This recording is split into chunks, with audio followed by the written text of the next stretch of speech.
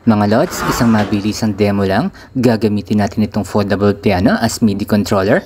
At ito, gagamitan natin ng Type A to Type C na cable. At isasaksak na natin ito sa foldable piano. Ayan. At nakakonect din sa PC. At gagamitan natin siya ng piano VST. At ito na po ang resulta. Pakinggan niyo po.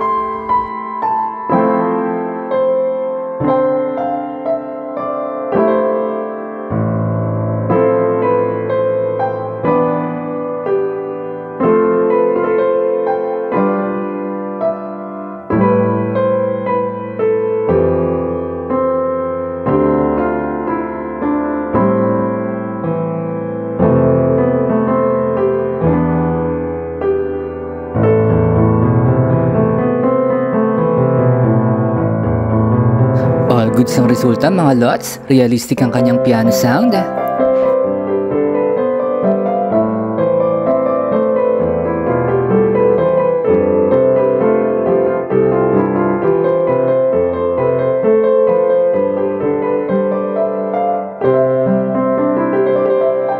ganitong setup mga lods, hindi mo na kailangan bumili ng mamahaling digital piano. Gamitan mo lang siya ng magandang klaseng piano VST. Goods na goods na.